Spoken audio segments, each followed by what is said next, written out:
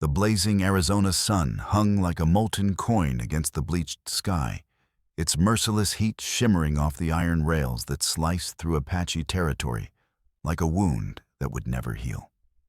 Dakota moved through the mesquite and Palo Verde with the silent grace of a hunter, his weathered hands checking rabbit snares in the pre-dawn darkness. At 28, the Apache warrior carried himself with the measured control of a man who had learned survival through loss. His left shoulder bore the puckered scar of a cavalry saber, and his dark eyes held depths that spoke of too much death witnessed too young.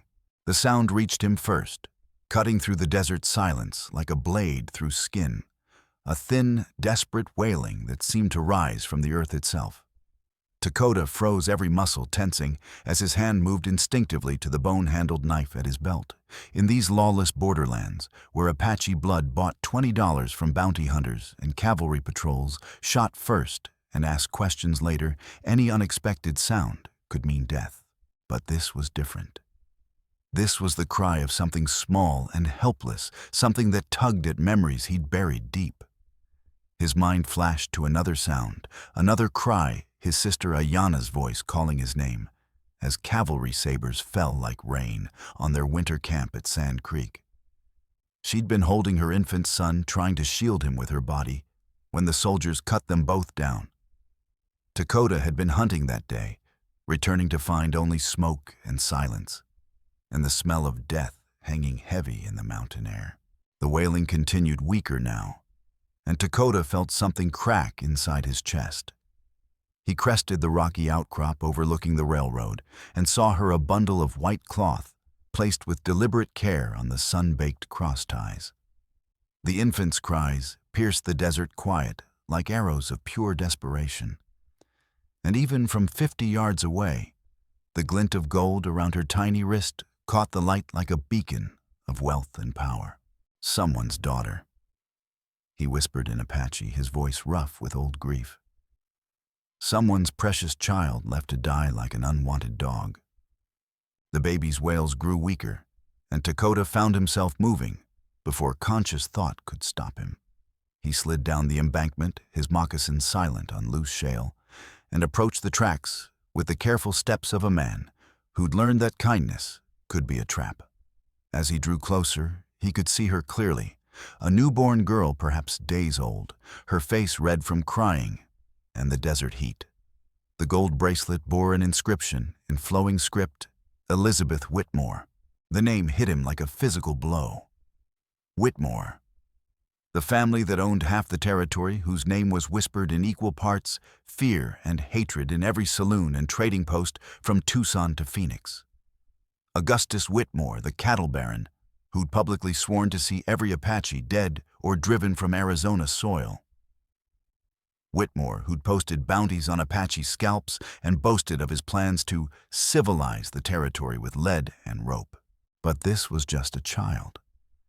A dying child whose dark eyes, Apache dark, he realized with a shock that sent ice through his veins, fixed on his own, with the desperate trust of something too young to understand hatred. Little one, he murmured, lifting her with hands that shook despite his warrior's training. What game is this? What trap have they set with innocent blood? She was burning with fever, her tiny body racked with dehydration and hunger. As he cradled her against his chest, feeling her heart flutter like a trapped bird, Dakota heard the thunder of approaching hooves. Dust rose in the distance, riders moving fast from the direction of Bitter Creek, their purpose written in the speed of their horses and the weapons glinting in the morning light. For a heartbeat, Dakota considered leaving her. The practical part of his mind, the part that had kept him alive through 3 years of cavalry hunts and settler violence, screamed that this was suicide. Protecting a white child, especially a Whitmore child, would bring down the wrath of every gunfighter and bounty hunter in the territory. His own people would question his judgment, perhaps even cast him out for endangering the tribe. But the child's eyes held him. In their depths, he saw not the face of his enemy, but the echo of his sister's son and the nephew he'd failed to save. The weight of that failure had haunted him for 3 years, turning his dreams into nightmares, and his heart into something hard and cold as desert stone. "Not again," he whispered, and the words felt like a sacred vow. "Not this time." Dakota tucked the infant inside his deerskin vest, feeling her tiny form settle against his heartbeat. She grew quiet, perhaps, comforted by his warmth, and her breathing steadied slightly. The approaching riders were closer now. He could hear their voices on the wind, harsh with urgency and anger. "Find that Apache bastard," one voice shouted. "Whitmore's offering $100 for the child and $50 for the redskin's scalp." Dakota began to run his feet, finding the ancient paths that crisscrossed the desert like a spider's web. Behind him, the thunder of hooves grew louder, and he could hear the baying of tracking dogs joining the hunt. But he knew this land, as they never could, every hidden canyon, every water source, every cave that could shelter a man and child from the eyes of enemies. The baby stirred against his chest, and her tiny hand emerged from the blanket to curl around his finger with surprising strength. The simple gesture sent a shock of fierce protectiveness through him, stronger than anything he'd felt since Ayanna's death. This child would not die alone on the desert floor. Whatever game her people were playing, whatever trap they'd set, she was innocent of their crimes. "I don't know why they left you to die, little star," he said in Apache, his voice barely audible over the wind. "But I swear, by the spirits of my ancestors, I will not let you go gentle into that darkness." The desert stretched endlessly before them, a maze of red rock and hidden valleys where a man could disappear for years if he knew the secret paths. Dakota had learned those secrets as a child, before the white man's war had shattered the old ways and turned the Apache into hunted ghosts in their own land. Now those secrets would serve to protect the very blood that had spilled so much Apache blood. As the sun climbed higher, painting the sky in shades of fire and gold, Dakota disappeared into the wilderness, carrying his precious burden. Behind him, the riders spread out in a search pattern, their voices fading as the desert swallowed the sound of his passage. The child slept now, her breathing steady and peaceful, trusting in the strength of the warrior who'd chosen compassion over safety. The hunt had begun, but Dakota knew this desert better than his pursuers knew their own hearts. And somewhere in the vast wilderness ahead lay the Apache village of White Mountain, where Chief Running Bear still remembered the old ways of honor and hospitality. If he could reach the village, if he could convince the tribal council to protect the child, perhaps there was hope for both of them. But first he had to survive the next 24 hours with every bounty hunter and cavalry patrol in the territory hunting for his blood. The desert wind picked up, carrying with it the scent of coming storm. Dakota pulled his vest tighter around the sleeping child and quickened his pace. Time was running out, and the real test of his resolve was yet to come. The Apache village of White Mountain sat hidden in a box canyon whose walls rose like cathedral spires toward the burning sky. Dakota's arrival with the white infant sent shockwaves through the small community of 40 souls, their faces reflecting mixtures of fear, curiosity, and barely contained anger. Children pressed close to their mothers, while the men gathered in tight knots, their voices rising in heated discussion. "Trouble," said Joseph Ironwolf, a warrior Dakota's age, whose scarred face told the story of too many battles with settlers. His hand rested on his knife hilt as he studied the bundle in Dakota's arms. "You bring the white man's war to our doorstep, brother. They will burn our village for this." "They burn our villages anyway," Dakota replied quietly. "At least this time we save an innocent life." The crowd parted as Maria Crowfeather approached, her silver hair braided with turquoise beads that caught the afternoon light. The village's most skilled healer, she delivered dozens of children and laid out as many bodies, her weathered hands gentle with both new life and peaceful death. "Let me see the child," she said, ignoring the murmurs of protest around her. Dakota carefully unwrapped the infant, revealing her flushed face and labored breathing. Maria's examination was thorough but gentle, her experienced touch, checking for fever, dehydration, and the dozens of ailments that could claim a child's life in the desert. "She is strong," Maria declared, her voice carrying clearly across the gathered crowd. "But she has been without milk too long. Her spirit wavers between this world and the next." She looked up at Dakota with knowing eyes.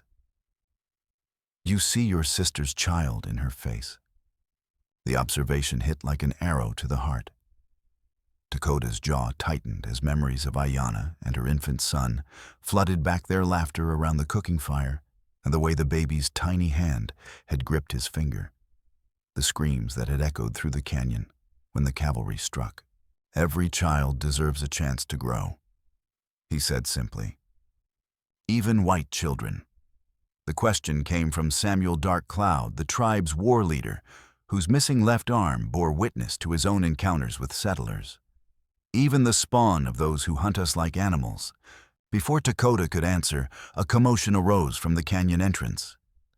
A young warrior named Thomas Bigay raced into the village, his horse lathered with sweat and his eyes wild with urgency. "By riders coming," he gasped. 20, maybe 30 men, all armed. "They follow the tracks of a single horse, your tracks, Dakota. They will be here before the sun touches the western rim." The village erupted in controlled chaos. Women began gathering the children, and elderly preparing to evacuate to the hidden caves that honeycombed the canyon walls. Men checked their weapons and counted ammunition, their faces grim with the knowledge that they were outnumbered and outgunned. "We must give them the child." Joseph Ironwolf said, his voice tight with desperation. "It's the only way to save our people." "No." The voice was soft, but carried absolute authority. Chief Running Bear emerged from his lodge, his ancient frame still straight, despite his 70 winters. The old leader's eyes found Dakota's, and in their depths lay the wisdom of generations. "You would sacrifice our people for one white child," Joseph demanded. "I would not sacrifice our honor for any reason," Running Bear replied. Dakota acted with courage and compassion, Apache virtues. "The child is under our protection now. She's not just any white child," Maria Crow Feather said suddenly. She'd continued her examination while the men argued, and now her weathered face showed confusion mixed with wonder. "Look at her carefully. The shape of her nose, the color of her eyes. This child carries Apache blood." A murmur ran through the crowd.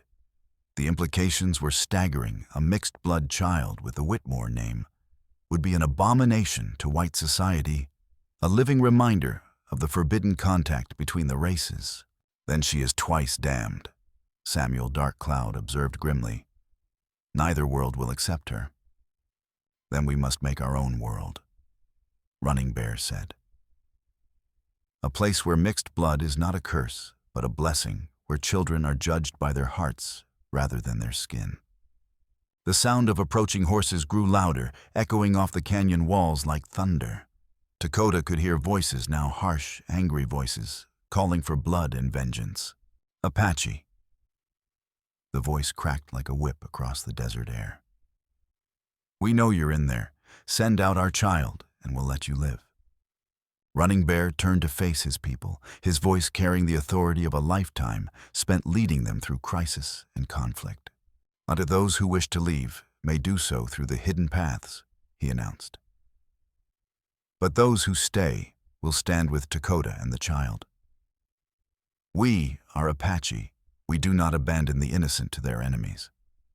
The choice was made in the space of heartbeats. Old women and young children melted away toward the secret caves, while the warriors took positions among the rocks and boulders that offered cover. But even as they prepared to fight, Dakota could see the doubt in their eyes. They were facing impossible odds for a child who might not even survive the night. "Why?" Joseph Ironwolf asked, moving to stand beside Dakota despite his earlier protests. "Why risk everything for her?" Dakota looked down at the infant in his arms, her dark eyes wide and trusting despite the chaos around her. In that moment, he saw not just this child, but all the children who died in the endless war between Apache and white. His nephew, his sister, countless others, whose only crime had been existing in a world that had no room for them. Because someone has to, he said simply. Because if we don't protect the innocent, what separates us from those who hunt us? The first shots rang out from the canyon mouth, and the battle for White Mountain began. Sheriff Tom Coleman was 3 drinks into his morning routine when the batwing doors of the Bitter Creek Saloon exploded inward. Augustus Whitmore stormed through like an avenging angel, his silver beard quivering with rage and his pale blue eyes burning with the fury of a man who'd been crossed by those he considered beneath him. "Ah, she's gone, Coleman." Whitmore's voice cracked like a bullwhip across the suddenly silent saloon. "My granddaughter stolen from her very crib." Coleman set down his whiskey glass, with deliberate care, his weathered hands steady, despite the alcohol coursing through his veins. At 45, the sheriff had learned to read the dangerous moods of powerful men, and Augustus Whitmore, in full rage, was like a wildfire, destructive, unpredictable, and likely to consume everything in its path. Hold on there, Augustus." Coleman said, his voice carrying the authority of 20 years in law enforcement. "What exactly happened?" Whitmore slammed his fist on the bar, making bottles jump and glasses ring. "Elizabeth was taken from the ranch house while we slept. No sign of struggle, no broken windows, just gone like smoke. And this morning, my trackers found moccasin prints leading toward Apache territory." The saloon erupted in angry voices. Coleman noted how quickly fear transformed into bloodlust among men who'd been drinking away their morning troubles. These were hard times in Arizona territory. Drought had killed cattle Apache, raids had spooked the smaller ranchers, and too many good men had died fighting shadows in the desert. "Apache don't usually take white babies," Coleman said carefully, his lawman's instincts sensing something amiss in Whitmore's story. "Maybe we should consider other possibilities. Don't you dare make excuses for those savages." Whitmore's voice rose to a roar that rattled the windows. "They killed my son-in-law last winter, drove my daughter Margaret to her grave with grief. And now they've stolen the only thing I had left of her." Coleman felt his chest tighten at the mention of Margaret Whitmore. He remembered her well, a gentle soul who'd married a cavalry officer and paid for it with her husband's blood and her own broken heart. Her death from fever 6 months ago had left the old man twisted with grief and rage. "I want every able-bodied man armed and ready to ride within the hour." Whitmore continued, his voice carrying to every corner of the saloon. $20 to every man who joins the posse, and a $100 reward for my granddaughter's safe return." The men began to stir hands, moving to gun belts, and voices raised in eager agreement. Coleman recognized the look in their eyes, the same wild hunger he'd seen in lynch mobs and cavalry units preparing for Indian fights. This wasn't justice seeking. This was vengeance looking for an excuse. "Let me handle this the legal way," Coleman said, rising from his stool. "Give me time to investigate properly." "Time," Whitmore's laugh was harsh as winter wind. "Every hour that child spends with those animals is another hour closer to death or worse. No, Sheriff. If you won't protect white blood in this territory, then white men will." From the back of the saloon, a new voice cut through the tension. "Might be that white blood isn't as pure as you think, Augustus." All eyes turned to see Cole Hartman leaning against the wall, his twin colts riding low on his hips, and his pale eyes fixed on Whitmore with predatory interest. The gunfighter's reputation for cruelty stretched from El Paso to Santa Fe. But his words carried an edge that made even hardened men uncomfortable. "What's that supposed to mean?" Whitmore demanded. Hartman pushed off from the wall with lazy grace, his movements fluid and controlled. "Just saying that maybe you should ask yourself why Apache would risk everything to steal one particular white child. Unless she ain't entirely white." The implication hung in the air like smoke from a gunshot. Whitmore's face went from red to purple with rage. But Coleman saw something else flicker in his eyes, a moment of fear that suggested Hartman had struck closer to the truth than anyone realized. "You watch your tongue, Hartman," Whitmore snarled, "or I'll have it cut out." "Easy now," Hartman replied with a cold smile. "I'm on your side in this. Been tracking Apache raiders for 3 years, and I know their ways. They don't take white children unless there's a reason. Question is, what reason would they have for yours?" Before Whitmore could respond, the doors swung open again to admit Dr. William Miller, the town's physician and undertaker. The slight man in his 60s approached the bar with measured steps, his medical bag in hand, and his expression grave. "Gentlemen," he said, his voice carrying the quiet authority of someone who'd seen birth and death in equal measure. "I understand there's been a kidnapping. My granddaughter," Whitmore said, his voice rough with emotion, "taken by Apache devils in the night." Dr. Miller's weathered face showed surprise. "That's unusual. In my experience, Apache don't typically take white infants. Their own children suffer enough without adding, 'Enough talk.'" Hartman interrupted his voice, cutting through the discussion like a blade. "Every minute we waste here is another mile between us and them. I say we ride now, track them to their hole, and finish this once and for all." Coleman felt a chill that had nothing to do with the morning air. He dealt with men like Hartman before, killers who used the law as an excuse for their bloodlust. The thought of 30 armed men following such a man into Apache territory was a recipe for massacre. "This needs to be done legal," he insisted. "We form a proper posse, follow the law." "The law?" Hartman's laugh was like gravel in a tin cup. "Apache don't follow the law, Sheriff. They follow the gun, and that's the only language they understand." By noon, wanted posters covered every building in Bitter Creek. The crude drawings showed an Apache warrior holding a bundle with flames rising behind him and bold letters promising reward money. But Coleman noticed something that made his blood run cold. The posters had been printed before Whitmore's arrival at the saloon. Someone had been planning this from the start. The posse that gathered at the Whitmore ranch was unlike anything Coleman had ever seen. 37 men armed with military-grade weapons and carrying enough ammunition for a small war. They had the look of men who'd convinced themselves they were fighting for civilization itself. But Coleman saw the truth in their eyes. They were hungry for blood and looking for an excuse to spill it. At their head rode Cole Hartman, his pale eyes scanning the horizon with the intensity of a hunting hawk. Whatever game he was playing, Coleman realized it was bigger than just recovering one stolen child. As the sun began its descent toward the western mountains, the posse rode out toward Apache territory. Coleman watched from his office window, a feeling of dread settling in his stomach like a stone. Behind him on his desk lay a letter he'd received that morning, a letter from Margaret Whitmore written before her death, and entrusted to Dr. Miller with instructions to deliver it only in case of emergency. Coleman had read it 3 times, and each reading had left him more disturbed than the last.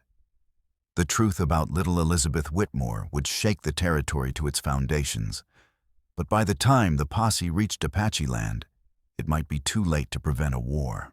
He reached for his bottle, but his hands were shaking too badly to pour. In the distance, the sound of hoofbeats faded into the desert silence, carrying with them the promise of violence and death. The attack came at dawn when the desert mist still clung to the arroyos, and the morning star hung pale above the eastern rim. Dakota was gathering deadwood for the cooking fires when the crack of rifles shattered the silence, followed by war whoops that echoed off the canyon walls like the cries of hunting wolves. "Apache scum, come out and face justice." The voice belonged to Cole Hartman, carrying clearly across the stone amphitheater of White Mountain Canyon. Dakota had seen the gunfighter in Bitter Creek, a tall, lean man with dead eyes and hands that never strayed far from his twin Colts. The fact that Hartman was leading the charge, not Sheriff Coleman, sent ice through Dakota's veins. "Get to the caves!" Dakota shouted as he sprinted back toward the village. "Take the children, and elders move now." The village erupted in practiced chaos. Apache families had drilled this evacuation for generations, and within minutes, the most vulnerable were disappearing into the maze of caverns that honeycombed the canyon walls. But 30 armed men on horseback could cover ground faster than families burdened with children and supplies. Dakota reached Maria Crow Feather's wickiup, just as the old healer emerged with little Star wrapped in a traditional cradle board. The infant was awake but quiet, her dark eyes seeming to understand the gravity of their situation. "She will not survive the caves," Maria said quietly. "Too cold, too damp. Her spirit is still weak from the desert crossing." Joseph Ironwolf appeared at Dakota's side, his rifle clutched in white-knuckled hands. "They've got us surrounded on 3 sides. The only way out is Devil's Backbone, but that trail's barely wide enough for a mountain goat." Devil's Backbone was a knife-edge ridge that connected their canyon to the next valley, a path so treacherous that even Apache warriors used it only in desperate circumstances. Dakota had traversed it twice before, but never while carrying an infant. "Then we go on foot," he decided. "Joseph, gather 3 warriors. We'll make a stand at the Narrows to buy time." "No." The voice was weak but firm. Samuel Darkcloud limped toward them, blood seeping through his buckskin shirt and his face pale with pain. "I was on watch at the rim. Saw them coming, tried to sound the alarm, but Hartman's men were already in position. Someone told them exactly where to find us." Dakota's blood turned to ice. "Who?" Samuel's eyes found Joseph Ironwolf, and the truth hit Dakota like a physical blow. Joseph's face had gone ashen, his hands trembling where they gripped his rifle. You, Dakota whispered the word carrying the weight of absolute betrayal. "You led them here." "I had no choice." Joseph's voice cracked with desperation. "Hartman approached me 2 weeks ago in Bitter Creek. Said if we gave up the white child, no one would be hurt. If we didn't, he'd bring the cavalry and wipe us out completely. I thought it was the only way to save our people." For a heartbeat, Dakota's hand moved to his knife. The betrayal cut deeper than any blade, deeper even than the loss at Sand Creek. But the sound of approaching hoofbeats left no time for justice or revenge. "Protect the child," he told Samuel, who nodded grimly despite his wounds. "Joseph, you want to save our people, then prove it. Hold them at the canyon mouth as long as you can." Joseph's eyes filled with tears, but he nodded. "I will make it right, brother. On my father's grave, I will." Dakota slung his rifle across his back and took the cradle board from Maria. As he began the treacherous climb up Devil's Backbone, he heard Joseph's war cry echo through the canyon, followed by the sharp crack of answering gunfire. The young warrior's betrayal had doomed them all, but perhaps his sacrifice might buy them enough time to escape. The trail was a nightmare of loose shale and crumbling rock, made worse by the cradle board that threw off his balance with every step. Twice he nearly fell, catching himself at the last second as stones rattled into the abyss below. Behind him, the gunfire grew sporadic, then stopped altogether. Joseph Ironwolf would not be making it right after all. Dakota reached the summit as the sun cleared the eastern mountains, painting the desert in shades of gold and crimson. Below, smoke rose from White Mountain Canyon, not the gray smoke of cooking fires, but the thick, black smoke of burning wickiups.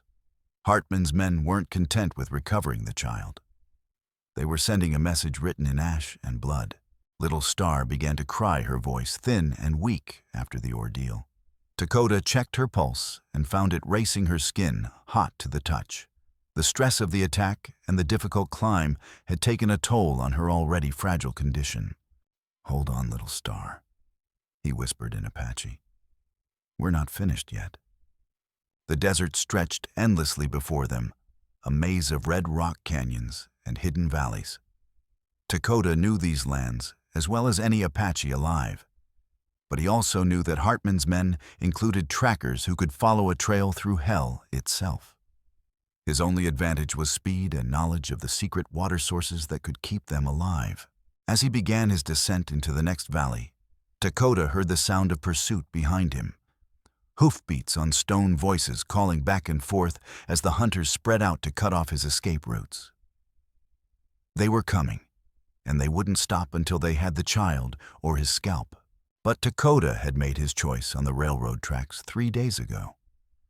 Little Star would not die on his watch, no matter what it cost him. The desert was vast and unforgiving, but it was also home to those who understood its moods and secrets. The real test of his resolve was just beginning. The desert became both enemy and ally as Dakota fled deeper into the wilderness. During the scorching afternoons, when the sun turned the air into a furnace that could kill a man in hours, he sought shelter in whatever shade he could find the shadow of a towering saguaro. On the blessed coolness of a limestone overhang the darkness of caves carved by ancient waters. Little Star weakened steadily, despite his efforts to keep her cool and hydrated with precious drops from his rapidly emptying water pouch. At night, when the temperature plummeted and the desert became a frozen wasteland under a canopy of stars, he wrapped her close to his body, sharing his warmth while trying to ignore the sounds of pursuit. Hartman's men were skilled trackers, and they had the advantage of horses' supplies and numbers. But they didn't know the secret heart of the desert as Dakota did, and they weren't driven by the same desperate purpose. On the second morning, while sheltering in a slot canyon, whose walls rose like the ribs of some ancient beast, Dakota heard voices echoing off the stone. He pressed himself deeper into the shadows, Little Star's cradleboard tight against his chest, her breathing so shallow he had to put his ear to her lips to make sure she still lived. "Trail goes cold here," one voice was saying, frustration clear in the tone. "Could have gone any direction from this point. Apache know this country like their own faces," replied another. "Could be heading for Mexico, could be doubling back toward the reservation. Hell could be anywhere. Or maybe he's just lost," suggested a third voice, younger, uncertain. "Maybe we should head back, tell Whitmore we tried our best." The sound of a hand striking flesh echoed through the canyon. "You'll head back when I say you head back, boy. That Apache's carrying something that don't belong to him, and I aim to take it back along with a few souvenirs." Dakota recognized Cole Hartman's voice, cold and flat as a rattlesnake's belly. He waited until the voices faded before emerging from his hiding place, but the encounter had shaken him. These men weren't going to give up, and with every hour that passed, Little Star grew weaker. That afternoon, as he sheltered in the ruins of an ancient cliff-dwelling Dakota, made a decision that went against every survival instinct he possessed. He would have to risk approaching a white settlement, not Bitter Creek, where Whitmore's influence held sway, but perhaps one of the smaller mining camps or trading posts where his Apache blood might not immediately mean death. The nearest settlement was Deadwood Gulch, a played-out mining camp about 10 miles north. Dakota had traded there before dealing with a half-breed storekeeper named Pete Yazzie, who walked the dangerous line between both worlds. If anyone would help him, it would be Pete. But as Dakota crested the ridge overlooking the gulch that evening, his heart sank. The camp was deserted, its buildings dark and empty. A sign nailed to the store's front door told the story in crude letters, "Gone to California Gold, played out." He was about to turn away when movement in the shadows caught his eye. A figure emerged from behind the abandoned assay office, a grizzled prospector named Ben Larson, a man with more greed than sense and a reputation for shooting first and asking questions later. Well. Larson said, his rifle rising to cover Dakota. "Look what the desert dragged in." Dakota turned slowly, keeping his hands visible and away from his weapons. "Ben Larson, I thought you'd moved on with the others." "Couldn't abandon my claim," Larson replied with a gap-toothed grin. "Besides, I heard there was a reward out for you, Apache." $100 for that stolen baby and 50 more for your hide. That's more money than I've seen in 2 years of scratching in these hills." "She's not stolen," Dakota said quietly. "I found her abandoned on the railroad tracks." Larson's laugh was like gravel in a tin cup. "Sure you did. And I'm the territorial governor. Now you just set that papoose down real gentle-like, and maybe I won't gut-shoot you for the sport of it." Little Star, stirred against Dakota's chest, began to whimper weakly. The sound awakened something primal in him, the same fierce protectiveness he'd felt watching over his nephew before Sand Creek, the driving need to shield the innocent from a world gone mad with violence. "I will not give her up," he said simply. "Then you'll die for nothing." Larson replied, his finger tightening on the trigger. 3, 2. The crack of another rifle split the night air. Larson spun around, eyes wide with surprise, just as a figure stepped from the darkness. It was Thomas Broken Arrow, an Apache elder Dakota had thought was dead. A warrior from the old days who'd been fighting white encroachment since before Dakota was born. "Lower your weapon, white man," Thomas said in perfect English. "Or join your ancestors tonight." Larson's rifle wavered between the two Apaches, sweat beading on his forehead despite the cool night air. "2 of you now, hell, that just means double the reward money." But something in Thomas's eyes, a coldness that spoke of too many battles, too much death, made Larson reconsider. The prospector's courage was born of greed, not conviction, and it wilted under the elder's steady gaze. "Smart choice," Thomas said as Larson slowly lowered his rifle. Then before anyone could react, he struck the prospector across the skull with his rifle butt. Larson dropped like a felled tree, unconscious, but breathing. "He will live," Thomas told Dakota as he checked the man's pulse. "But he will wake with a powerful headache and no memory of the last few hours." He looked up at the younger Apache, his weathered face creased with concern. "You carry a dangerous burden, nephew. That child's blood will bring war to our people." "Her blood is our people," Dakota replied. "Look at her closely, uncle. Tell me what you see."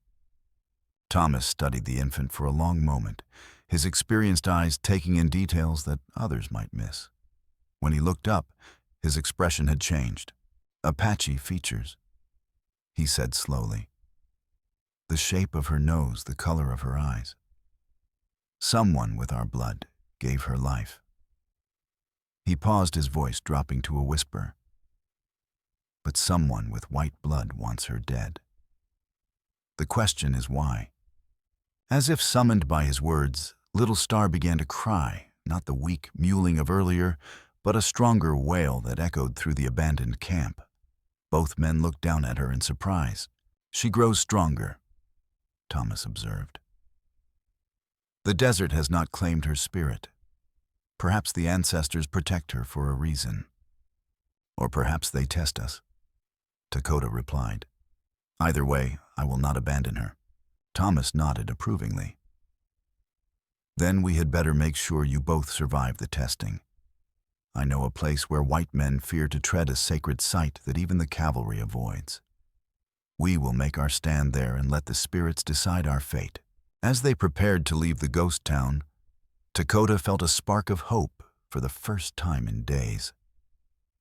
He was no longer alone in his burden, and Little Star seemed to be growing stronger with each passing hour. Perhaps they would survive this ordeal after all. But behind them in the darkness, Cole Hartman's men were closing in, following a trail of boot prints and desperation that would lead them to a confrontation that would decide the fate of more than just one mixed-blood child. The sacred canyon of painted rock had sheltered Apache spirits for countless generations, its red sandstone walls decorated with petroglyphs that told stories of vision quests and warrior initiations. Ancient handprints covered the stone like ghostly signatures, and the air itself seemed to hum with power that predated the white man's arrival by 1,000 years. Thomas Broken Arrow led Dakota deep into the canyon's heart, where a hidden spring provided precious water and a shallow cave offered shelter from the desert's extremes. As they settled in for the night, Little Star nestled peacefully in Dakota's arms, her breathing stronger than it had been in days. "This place has medicine," Thomas said, settling his old bones against the canyon wall. "My grandfather brought me here when I was 7 winters old, showed me the old paintings, and told me the stories they held. Even the cavalry dogs turn back when they reach the entrance. Something in the air speaks to their fear." Dakota studied the petroglyphs in the flickering firelight, seeing images of hunters and spirits, children and elders of the eternal cycle of life and death painted in ochre and charcoal. "What stories do they tell?" "Of a time when all people were one people," Thomas replied. "When skin color mattered less than the strength of a man's heart. The old ones knew that blood calls to blood regardless of the body that carries it." He gestured toward Little Star. "Perhaps this child carries the medicine to heal old wounds, or perhaps she carries the curse to deepen them," Dakota said grimly. "Joseph's betrayal cost good people their lives. Running Bear may be dead, and my people scattered to the winds. Your people endure because you chose compassion over convenience," Thomas corrected. "The spirits of this place honor such choices. Sleep now, nephew. Tomorrow will test us all." But sleep wouldn't come. Dakota lay awake listening to the night sounds, the whisper of wind through stone, the distant cry of a hunting owl, the soft breathing of the child in his arms. Little Star had indeed grown stronger, but he could see the toll the journey had taken on her. She needed proper food, medical care, and a safe place to grow. Most of all, she needed to know who she was and where she belonged in a world that seemed determined to reject her. Dawn brought unwelcome visitors. "Apache." The voice echoed off the canyon walls like thunder. "We know you're in there. Come out and face judgment." Dakota and Thomas moved to the cave mouth, peering through the narrow opening. Below in the canyon, Cole Hartman sat his horse like a conquering general, flanked by a dozen hardened men, whose faces showed the brutal satisfaction of hunters closing in on wounded prey. "Now that's far enough," Thomas called down his rifle trained on Hartman's chest.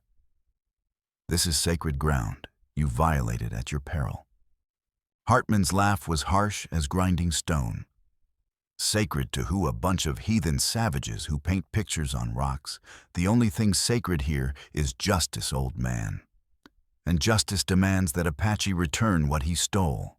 "I stole nothing," Dakota replied, stepping into view with Little Star cradled in his arms. "I found this child, abandoned to die. If that offends your sense of justice, then your justice is corrupt." "Pretty words from a murdering redskin," Hartman snarled. "But the child you're holding is worth more than your entire worthless tribe. Hand her over, and I might let you die quick." Something in Hartman's tone made Dakota's blood run cold. This wasn't about recovering a kidnapped child. This was about eliminating a problem. The gunfighter's eyes held the cold calculation of a man who'd been paid to ensure certain truths never came to light. "Why?" Dakota called down. "Why is one white child worth so much blood?" "Because she ain't just any white child," came an unexpected voice from the canyon rim above. "She's the key to the biggest land grab in territorial history." All eyes turned upward to see Sheriff Coleman emerging from the rocks, his badge glinting in the morning sun and his pistol drawn. Behind him came Dr. Miller carrying his medical bag and wearing the determined expression of a man who'd finally chosen his side. "Tom Coleman," Hartman said, his voice deadly quiet. "Didn't expect to see you here." "Didn't expect to be here," Coleman replied. "But sometimes a man's conscience won't let him sit on the sidelines." He raised his voice, addressing the entire canyon. "Folks, we've all been played for fools. That child isn't stolen goods, she's evidence of the biggest conspiracy this territory has ever seen. Dr. Miller stepped forward, his voice carrying clearly in the desert air. Elizabeth Whitmore isn't just Augustus Whitmore's granddaughter. She's also the daughter of David Crowfeather, an Apache warrior who was captured and held at Fort McDowell 2 years ago. The revelation hit like a lightning strike. Hartman's men shifted uneasily in their saddles, while Thomas and Dakota exchanged glances of astonishment. Mixed blood, Thomas whispered. That's why they want her dead. Dead and forgotten. Coleman confirmed, along with anyone who might testify to the truth. Augustus Whitmore's empire is built on government contracts that specify Indian territory. If it came out that his own granddaughter carried Apache blood, enough. Hartman's roar cut through the explanation. His hand flashed to his gun, but Coleman was ready.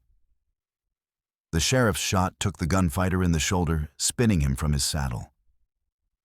As Hartman hit the ground, his remaining men opened fire, their bullets sparking off the canyon walls.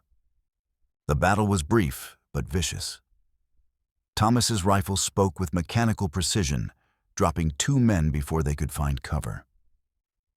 Coleman and Dr. Miller worked together from the rim, their crossfire forcing Hartman's survivors to retreat toward the canyon mouth. But the victory came at a cost. A ricocheting bullet found Thomas, catching him in the chest and spinning him to the ground. Dakota rushed to the elder's side, little Star still clutched in his arms. "Uncle," Thomas coughed, blood speckling his lips. "The child," he gasped. "She must survive. She carries the future." "Don't talk," Dakota said urgently. "Save your strength." But Thomas gripped his wrist with surprising strength. "Listen to me, nephew. Hartman, not working alone. Someone else, pulling strings. Someone who benefits if the child dies." Before he could say more, Thomas' broken arrow joined his ancestors, his weathered face peaceful in death. Dakota felt tears he hadn't shed since Sand Creek, burning his eyes. But there was no time for grief. Below in the canyon, Cole Hartman was pulling himself upright, his good arm reaching for his dropped pistol. "You think you've won something." Hartman called out, his voice thick with pain and rage. "You have no idea what forces you're dealing with. That half-breed brat is worth more dead than alive to some people, and they won't stop until she's buried." "Who?" Coleman demanded, his rifle trained on the wounded gunfighter. "Who's paying you, Hartman?" Hartman's smile was cold as winter stone. "Someone who understands that the only good Indian is a dead Indian, even if she's only half Indian." The gunfighter's hand closed around his pistol, but Dakota was faster. His knife flew through the morning air, taking Hartman in the throat. The gunfighter toppled backward, his eyes already glazing over as his blood soaked into the sacred earth. Silence fell over Painted Rock Canyon, broken only by the wind and little Star's soft crying. Dr. Miller climbed down from the rim, his medical bag ready to tend the wounded. But Thomas was beyond help, and Hartman's men had fled into the desert. "It's not over," Coleman said grimly as he surveyed the aftermath. Thomas was right. Someone else is behind this. Someone with the power to orchestrate Whitmore's rage and Hartman's betrayal. "Then we find them." Dakota said, his voice hard as flint. "We find them, and we end this." Little Star's cries grew stronger, more insistent. Dr. Miller examined her quickly, his weathered hands gentle despite the violence they'd just witnessed. "She's dehydrated and malnourished, but she's fighting," he announced. "This child has the will to live, gentlemen. The question is whether we can keep her alive long enough to grow into that will." As they prepared to leave the sacred canyon, Dakota knelt beside Thomas's body and spoke a warrior's prayer for the dead. The old Apache had died, protecting the innocent, upholding the honor of his people in the face of impossible odds. It was a good death, but it was still a death that demanded justice. "I promise you, Uncle," Dakota whispered. "Her enemies will not prosper." The sun climbed higher, and the three survivors began their journey back toward civilization. A sheriff seeking justice, a doctor protecting his oath, and an Apache warrior carrying the future in his arms. Behind them, the sacred canyon held its secrets, and the spirits of the ancestors watched over the path ahead. The real battle was yet to come. The town of Bitter Creek simmered with tension when Sheriff Coleman, Dr. Miller, and Dakota rode down Main Street in the harsh light of midday. Word of the canyon battle had spread faster than wildfire, carried by Hartman's surviving men who'd reached town with tales of Apache treachery and murdered whites. The streets were lined with armed citizens, their faces hard with suspicion and barely contained rage. "Ah, there's the Apache devil," someone shouted from the crowd. "String him up." "And where's our children, Redskin?" called another voice. "What did you do with them?" Coleman raised his hand for silence, his badge catching the sunlight. "Nobody's stringing up anybody without a proper trial. This man is under my protection. Your protection." Augustus Whitmore's voice cut through the murmur like a blade. The cattle baron stood on the courthouse steps, flanked by a dozen armed ranch hands, and looking every inch the patriarch defending his empire. "Sheriff Coleman, you forget yourself. That savage has kidnapped my granddaughter, and by God, I'll see him hang for it." Dr. Miller stepped forward, his medical bag in one hand and a leather satchel in the other. "Augustus, we need to talk. Privately. There are things about your granddaughter that you don't understand." "I understand perfectly," Whitmore snarled. "I understand that Apache scum steal white children and corrupt them with their heathen ways. I understand that good men have died trying to recover what was stolen from me. What was abandoned." Coleman corrected his voice, carrying clearly across the square. "That child wasn't stolen, Augustus. She was left to die on the railroad tracks, and this man saved her life." The crowd erupted in angry voices, but their fury was cut short by an unexpected sound and the clear, strong cry of a healthy infant. All eyes turned to Dakota, who carefully unwrapped Little Star from her cradleboard. The child was awake and alert, her dark eyes bright with intelligence, as she looked around at the sea of hostile faces. "Jesus," someone whispered. "She looks—" "Apache," finished another voice. "She's got Indian features." The observation rippled through the crowd like a stone dropped in still water. Faces that had been twisted with rage began to show confusion, then dawning realization. This wasn't just any white child, this was something far more complicated. Dr. Miller seized the moment. "Augustus, your daughter Margaret left something for you. Something she wanted you to have if anything ever happened to her or the child." He reached into his satchel and withdrew a sealed envelope, its surface yellow with age.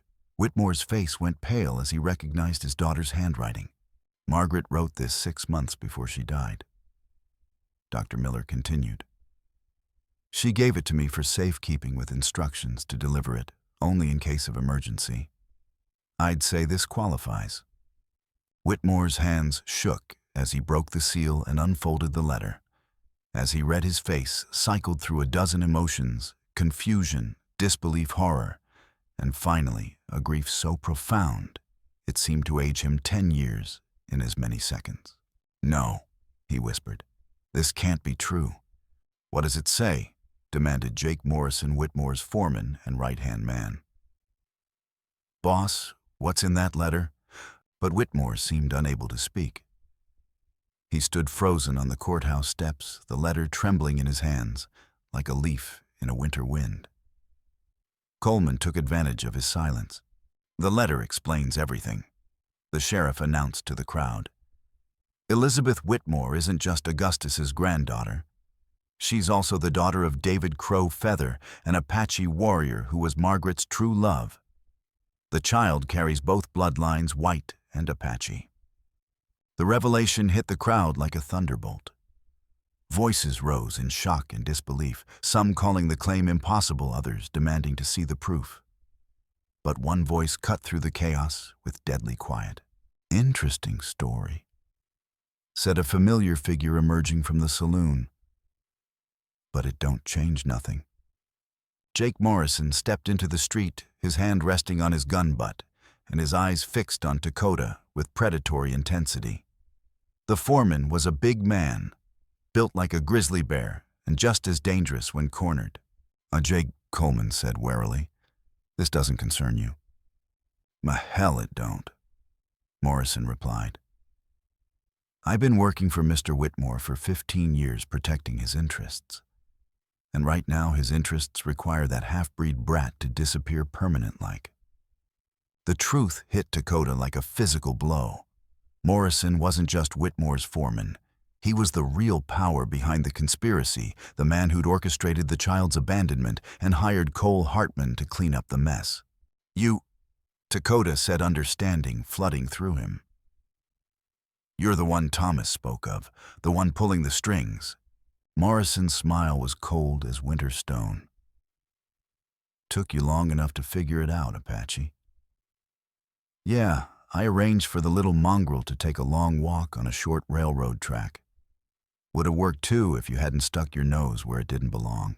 Augustus Whitmore looked up from his daughter's letter, his face streaming with tears. "Jake, you said she died of fever? You said, I said what needed saying to keep you from asking inconvenient questions." Morrison cut him off. "That half-breed bastard threatened everything we built, everything we worked for. The territorial contracts, the land grants, the railroad deals, all of it depended on maintaining your reputation as a pure white patriarch. One mixed-blood grandchild could have destroyed it all. So you tried to murder an innocent child." Dr. Miller said, his voice thick with disgust. "I tried to solve a problem," Morrison corrected. "Just like I'm gonna solve it now." His hand flashed to his gun, but Dakota was already moving. The Apache warrior's knife flew through the air, taking Morrison in the wrist and sending his pistol spinning into the dust. As the foreman cursed and clutched his wounded hand, Dakota closed the distance between them with lethal speed. "But you want the child so badly." Dakota snarled, his second knife pressed against Morrison's throat. "Then you can join her in the spirit world." "Wait," Coleman said urgently. "Don't make yourself a murderer, Dakota. Let the law handle this." "We're white man's law." Dakota's voice was bitter as alkali water. "The same law that pays bounties for Apache scalps, that drives children into the desert to die." For a moment it seemed he would open Morrison's throat. But Little Star chose that moment to cry out her voice, clear and strong in the tense silence. The sound seemed to calm something savage in Dakota's heart, reminding him of why he'd fought so hard to protect her. "You're right," he said, finally stepping back from Morrison. "She deserves better than to see blood spilled in her name." But Jake Morrison had one last card to play. As Dakota stepped away, the foreman pulled a hideout gun from his boot, his face twisted with desperate rage. "If I can't have her dead, then we'll all." The shot came from an unexpected direction. Augustus Whitmore stood on the courthouse steps, a smoking pistol in his hand, and tears streaming down his weathered cheeks. Morrison toppled backward, clutching his chest as his life ebbed away into the desert dust. "That's for my daughter," Whitmore said quietly. "And for the granddaughter I never knew I had." The crowd began to disperse, the bloodlust draining out of them as the truth sank in. This hadn't been about Apache raids or stolen children, and this had been about greed and prejudice and the terrible price of secrets. Some walked away in shame, others in confusion, but all of them had learned something about the complexity of justice in a territory where bloodlines meant everything and nothing at the same time. Dr. Miller approached Dakota, who was cradling Little Star protectively. "She needs proper medical attention," the physician said gently. "And she needs to know her father. David Crow Feather should hear about his daughter." "Where is he?" Dakota asked. "With Chief Running Bear's band up in the high country. They winter in the sacred valleys where the cavalry doesn't venture." Dr. Miller paused. He doesn't know Margaret is dead. Doesn't know he has a child. Augustus Whitmore approached slowly, his face haggard with grief and newfound understanding. May I see her? Dakota hesitated, then carefully turned Little Star so her great-grandfather could see her face. The old man's eyes filled with fresh tears as he took in her features, Apache cheekbones and nose, but Margaret's mouth and chin. She's beautiful, he whispered, just like her mother. What happens now? Coleman asked. Legally, she's still your heir, Augustus, your granddaughter regardless of her father's blood. Whitmore was quiet for a long moment, staring at the child who represented everything he'd thought he despised. Finally, he spoke. I've been a fool, he said simply. A bitter, prejudiced fool who nearly destroyed the most precious thing left of my daughter. If Margaret loved David Crowfeather enough to risk everything for him, then he must be a good man. And this child. He touched Little Star's tiny hand with one weathered finger. This child is the future, the bridge between two worlds that have been at war too long. As the sun began to set behind the western mountains, painting the sky in shades of gold and crimson, the people of Bitter Creek began to understand that something fundamental had changed. The old ways of hatred and suspicion were giving way to something new. Not perfect, not easy, but possible. Little Star slept peacefully in Dakota's arms, unaware that her very existence had just reshaped the future of Arizona territory. Tomorrow would bring new challenges, new questions about where she belonged and how she would be raised. But tonight, she was safe, protected by an Apache warrior who'd chosen love over vengeance and surrounded by people who were learning to see past the color of skin to the content of character. The desert wind carried the scent of coming rain, and in the distance, thunder rumbled like the promise of change. The child who'd been abandoned to die on the railroad tracks had become the catalyst for something unprecedented, a moment when enemies became allies, when prejudice gave way to understanding, and when the future seemed bright with possibility. But the story wasn't over yet. Somewhere in the high country, David Crowfeather waited to learn he was a father. And in the vast wilderness of Arizona territory, other forces were stirring forces that would determine whether Little Star's legacy would be one of peace or war. 3 weeks later, the autumn sun painted the high country in shades of gold and scarlet as David Crowfeather rode down from the sacred peaks where his band had spent the summer hunting and gathering. The young Apache warrior's face was weathered by wind and sun, his long black hair bound with traditional beads that caught the mountain light. At 26, he carried himself with the quiet dignity of someone who'd learned to find peace in solitude, though his dark eyes still held shadows of old grief. He wasn't expecting the delegation waiting at the base camp, Sheriff Coleman, Dr. Miller, and Dakota, along with Chief Running Bear and several tribal elders.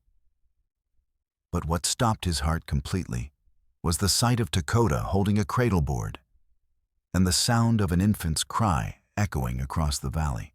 David Crowfeather. Running Bear said formally, his aged voice carrying the weight of ceremony. We bring you news that will change your life forever. David dismounted slowly, his eyes never leaving the bundle in Dakota's arms. Something in the child's cry called to him on a level deeper than conscious thought, a recognition that transcended understanding. Whose child? He asked quietly. Dr. Miller stepped forward, his weathered face gentle with compassion. Yours, he said simply. Yours and Margaret's. The words hit David like a thunderbolt. His knees nearly buckled as 20 months of carefully buried grief came flooding back memories of Margaret's laugh, her touch, the way she'd looked at him with eyes that saw past race and history to the man underneath. Margaret, he whispered. Is she dead? Dr. Miller said softly. Fever took her 6 months ago. But she left you this, your daughter Elizabeth. She carries both your bloodlines, David. She's the bridge between worlds that you and Margaret dreamed of creating. Dakota approached slowly his movements, careful and reverent. Her white family tried to have her killed, he explained quietly. I found her abandoned on the railroad tracks, left to die because of her mixed blood. But she's strong cousin. She has the will to survive. David's hands trembled as he reached for his daughter. Little Star looked up at him with dark eyes that were unmistakably his own, and in that moment, his world shifted on its axis. This tiny person was living proof that love could transcend hatred, that life could spring from the ashes of loss. "No, hello, little one," he whispered in Apache. "I am your father, and I have been waiting my whole life to meet you." Little Star gurgled and reached out with one tiny hand, her fingers closing around his with surprising strength. The simple gesture brought tears to the eyes of every man present, hardened warriors and lawmen united in witnessing the power of a father's love. "There's more," Coleman said gently. "Her white grandfather, Augustus Whitmore, wants to make amends. He's prepared to legally recognize her as his heir, to ensure she inherits both sides of her legacy."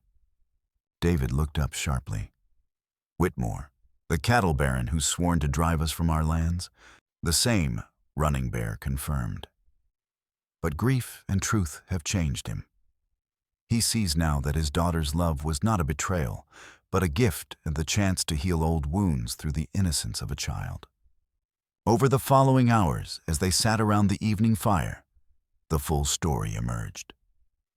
David listened in silence as they told him of Dakota's heroic rescue, the battles in the desert, the revelation of Jake Morrison's conspiracy, and Augustus Whitmore's transformation from enemy to ally. Through it all, he held his daughter close, marveling at her strength and beauty. "What happens now?" he asked finally. "Where does a child like this belong?" "Where she chooses," Dr. Miller replied. "She'll need education in both worlds, knowledge of both cultures. The white world will give her opportunities, but the Apache world will give her roots." "I can teach her our ways," David said. "Our language, our stories, our connection to the land. But she'll also need to understand the white world, or she'll never be safe in it." "That's already been arranged," Coleman said with a slight smile.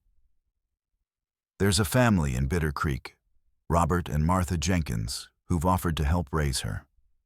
Good people, fair people who see her as a blessing rather than a burden. She could spend her days with them learning reading and writing, and her evenings with you learning the old wisdom." The arrangement that emerged over the next few days was unprecedented in Arizona territory. Little Star would live primarily with the Jenkins family in Bitter Creek, receiving a white education and learning to navigate Anglo society. But David would visit regularly, teaching her Apache ways and ensuring she never forgot her native heritage. Augustus Whitmore, humbled by his own prejudice and grief, would provide for her materially, while respecting her father's spiritual guidance. The first test came a month later when David rode into Bitter Creek, carrying his daughter in a traditional cradle board decorated with beadwork that told the story of her mixed heritage. The townspeople who had once bayed for Apache blood now watched in respectful silence as father and daughter made their way to the Jenkins house. Martha Jenkins emerged onto her front porch, her face bright with welcome. At 42, she was a teacher and mother who'd seen enough frontier hardship to appreciate the value of compassion over prejudice. "David," she said warmly, extending her hands in greeting. "We've been expecting you. Elizabeth has been waiting to see her father." The use of the child's white name alongside her Apache identity seemed to symbolize everything they were trying to achieve, a balance between worlds that honored both while denying neither. David handed his daughter to Martha, watching carefully as the white woman cradled her with practiced ease. "She's been thriving," Martha reported. "Eating well, sleeping through the night, already trying to sit up on her own. She's going to be a strong woman like her mother." and stubborn like her father. David added with the first smile anyone had seen from him since Margaret's death. As winter settled over Arizona territory, an extraordinary routine developed. Little Star spent her days in the Jenkins household surrounded by books and learning. But her evenings belonged to her father and the Apache traditions that were her birthright. She learned to say father in both English and Apache before she learned any other words, and her laughter became a familiar sound in both worlds. The transformation wasn't without its challenges. Some settlers still muttered about race mixing and contaminated blood, while some Apache criticized David for allowing his daughter to be raised among whites. But the majority of both communities gradually accepted what she represented: hope for a future where children wouldn't have to choose between their bloodlines. Sheriff Coleman became an unofficial godfather to the child, stopping by the Jenkins house daily to check on her progress and ensure her safety. Dr. Miller served as her physician and chronicler, documenting her growth in letters that would someday tell the story of the territory's transformation. Even Dakota, who could have disappeared back into the wilderness, chose to remain in Bitter Creek as Coleman's deputy. His presence a living reminder of the courage it had taken to save one small life. 6 months after David's return, Augustus Whitmore made his own pilgrimage to meet his granddaughter properly.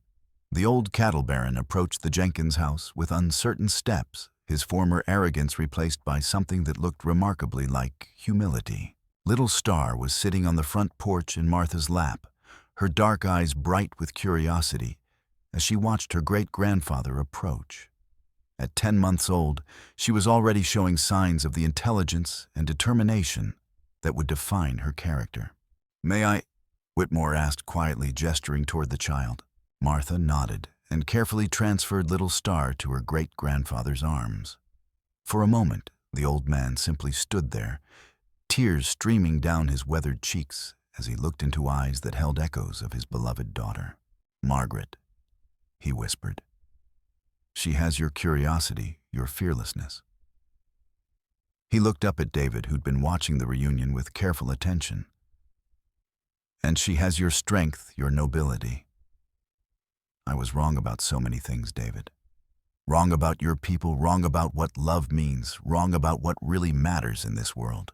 We were all wrong about something," David replied gently. "But Elizabeth gives us the chance to be right about the future." As 1871 dawned over Arizona territory, the child who'd been abandoned to die on the railroad tracks had become something unprecedented. A living symbol of reconciliation between peoples who'd been at war for generations. She would grow up bilingual and bicultural, equally at home in the classroom.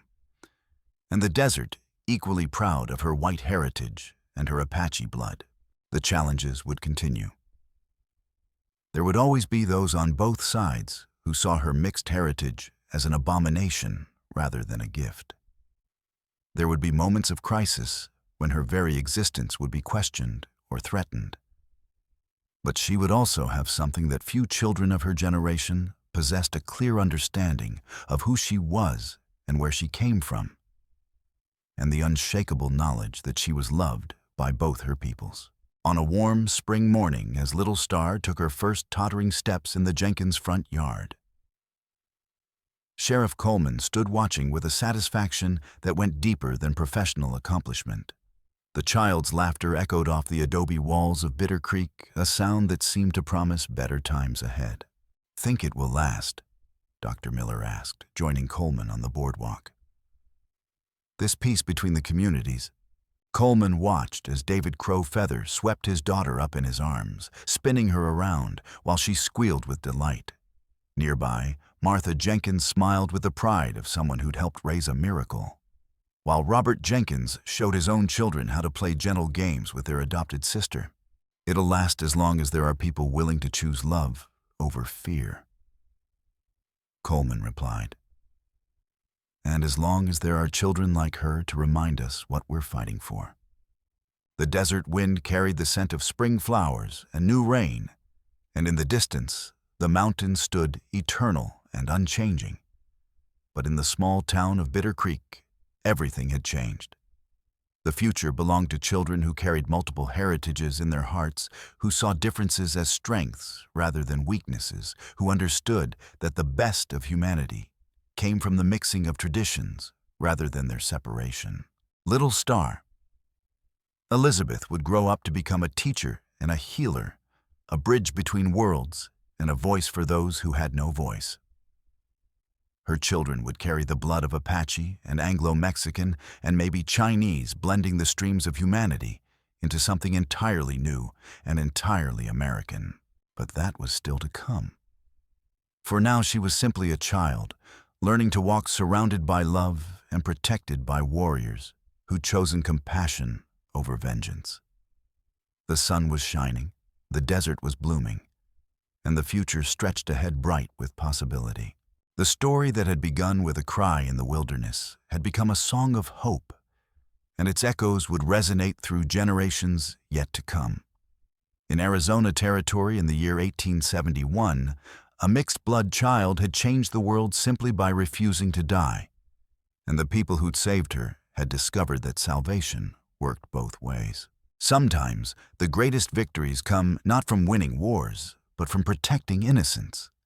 Sometimes the future is born not in the clash of armies, but in the quiet courage of those who choose to see past their differences to the common humanity that binds them all. And sometimes, a child's laughter is the most powerful force for change in the world.